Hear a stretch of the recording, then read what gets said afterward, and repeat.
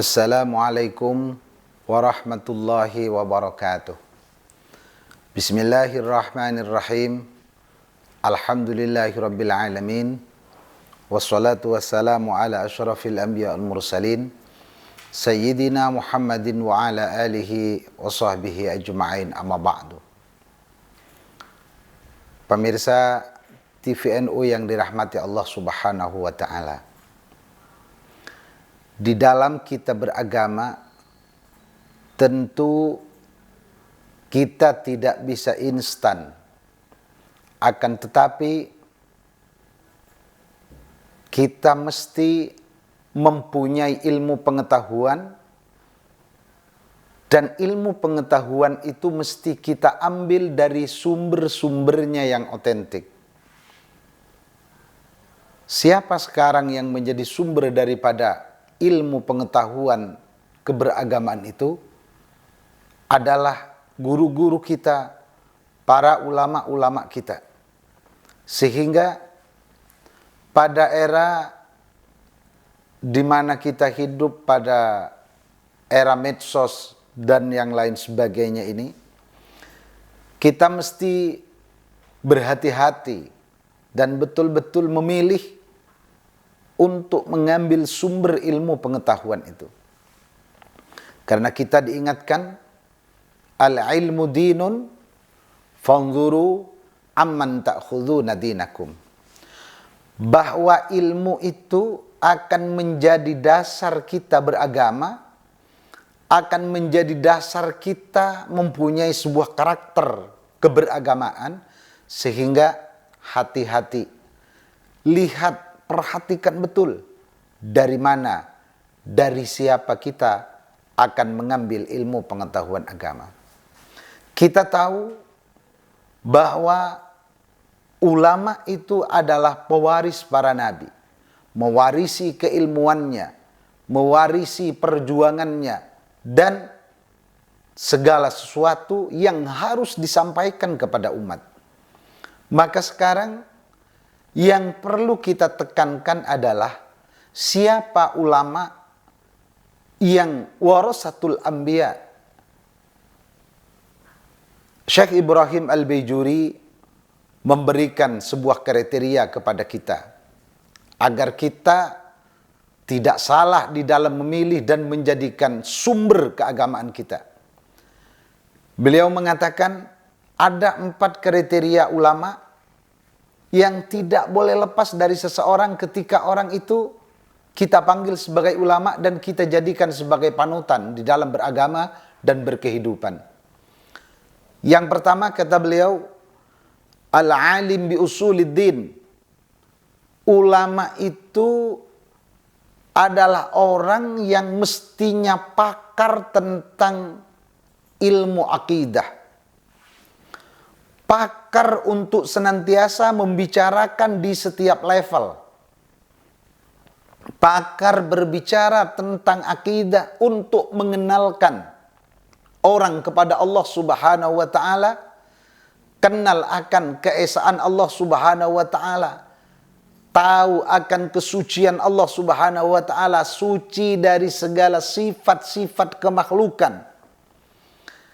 Karena dikatakan oleh salah seorang ulama bahwa jika orang tidak kenal terhadap sifat-sifat kesucian Allah Subhanahu wa ta'ala, suci dari segala sifat-sifat kemakhlukan, sehingga dia menyempatkan sifat-sifat kemakhlukan secara makna kepada Allah Subhanahu wa ta'ala, dikatakan man wasafallaha bima'nan min ma'anil bashar faqad kafar.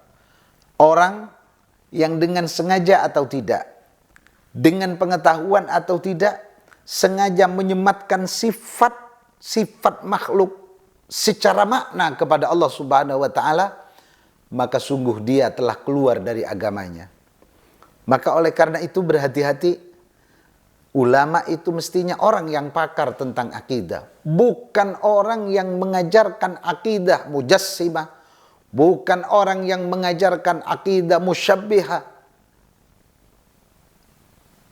Ini kriteria yang pertama. Lalu kemudian seorang ulama itu punya kriteria yang kedua, al-alim bi ahkami syar'iyyah.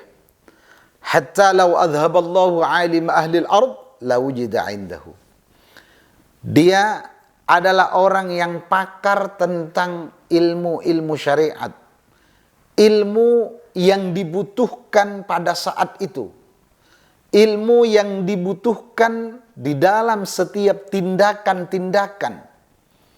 Seandainya hampir tidak ada orang yang tahu, tidak ada orang yang mengerti di sekitarnya, orang tersebut cukup dijadikan rujukan karena pahamnya menguasai usul fikih, menguasai tafsir-tafsir Al-Quran dan lain sebagainya, yang kemudian pantas untuk dijadikan rujukan dan sumber sebagai sumber hukum. Tentu dia mampu juga menggali hukum-hukum yang sebelumnya belum ditetapkan, tetapi harus ditetapkan pada saat ini, yang kemudian dikatakan al-hukmu yaduru ma'illatihi wujudan wa adaman. Hukum itu tergantung terhadap sebab. Ada sebab, ada hukum. Tidak ada sebab, tidak ada hukum. Tapi cara penggaliannya adalah harus orang yang betul-betul pakar, sehingga tidak ada penyimpangan-penyimpangan yang akan menyesatkan orang lain. Nah, inilah kriteria yang kedua yang harus ada pada diri seorang ulama. Kriteria yang ketiga adalah ayat tasifa bisifatil mahmudah. Seorang ulama harus selalu punya sikap, harus selalu punya tindakan yang terpuji. Terpuji menurut sosial, apalagi lebih terpuji menurut syariat-syariat Rasulullah Muhammad SAW.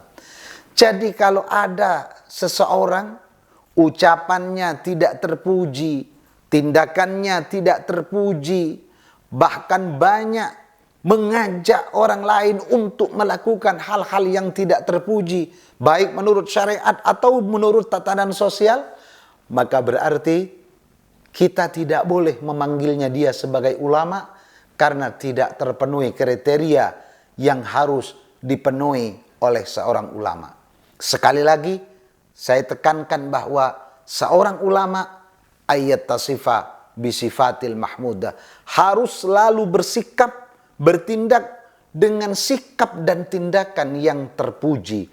Tidak boleh melakukan hal-hal yang tercela, apalagi mengajarkan orang lain untuk melakukan hal-hal yang tercela. Contoh yang paling kecil adalah menghujat orang lain.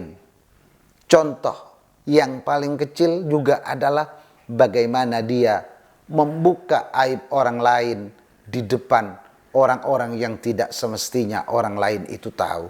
Itu adalah bagian dari hal-hal yang tidak terpuji, yang tidak semestinya dilakukan oleh seorang ulama. Yang terakhir, sikap dari seorang ulama adalah al-khauf war-raja. Dia mengedepankan akal sehat di dalam melaksanakan ibadah-ibadah mahdhah kepada Allah Subhanahu wa taala ataupun di dalam ibadah-ibadah sosial. Artinya bahwa dia mempunyai sebuah kekhawatiran yang luar biasa karena akal sehatnya tahu dan mengatakan bahwa boleh saja dirinya dijadikan orang yang beramal baik hari ini bahkan esok oleh Allah Subhanahu wa taala, tapi tidak tahu bahwa dirinya akan diakhiri dengan kebaikan oleh Allah Subhanahu wa taala. Dia tidak tahu. Karena dia tidak tahu apa yang sebenarnya Allah takdirkan untuk dirinya. Oleh karena itu, dia takut. Dia khawatir. Jangan-jangan dia mempunyai ketetapan yang tidak baik di awal, sehingga pada akhirnya akan sampai pada ketidakbaikan sebagai ketetapan dari Allah Subhanahu wa taala. Tapi dia mempunyai satu harapan yang besar yang kita sebut dengan ar-raja. Kenapa? ketika dia beramal baik, ketika dia beramal soleh, beribadah kepada Allah Subhanahu wa Ta'ala, baik beribadah dengan ibadah mahdhah ataupun beribadah dengan ibadah-ibadah sosial, maka dia punya harapan karena Rasul Shallallahu Alaihi Wasallam menghabarkan bahwa tidak akan ada satu titik pun, tidak ada sekecil apapun perbuatan baik yang tidak akan menjadi catatan amal baik kepada orang tersebut. Sehingga karena ingat terhadap luas rahmatnya Allah Subhanahu wa Ta'ala, ingat terhadap luasnya ampunan Allah Subhanahu wa Ta'ala, dia mempunyai harapan yang begitu besar terhadap rahmat dan ampunan Allah Subhanahu wa Ta'ala. Inilah 4 kriteria yang tidak boleh lepas dari seorang ulama. Sehingga kita ketika melihat di dalam diri orang tersebut ada 4 kriteria ini dengan sempurna, maka patutlah bagi kita untuk menjadikan orang tersebut sebagai sumber ilmu pengetahuan. Patutlah bagi kita untuk mengambil ilmu-ilmu untuk menjadi dasar di dalam kita beragama dan berkehidupan. Tetapi kalau tidak, maka kalau kita sampai jadikan satu-satunya sumber, maka kita akan meminum ilmu yang keruh, yang kemudian tidak akan bisa baik di dalam beragama dan berkehidupan. Ini saja yang mudah-mudahan menjadi wasiat pada diri saya dan kita semua. Mudah-mudahan kita senantiasa mendapatkan keberkahan dari Ramadan ini. Allah Subhanahu wa Ta'ala perjumpakan juga kembali kita dengan Ramadan-Ramadan yang akan datang. Wallahul muwaffiq ila aqwamit thoriq. Wassalamualaikum warahmatullahi wabarakatuh.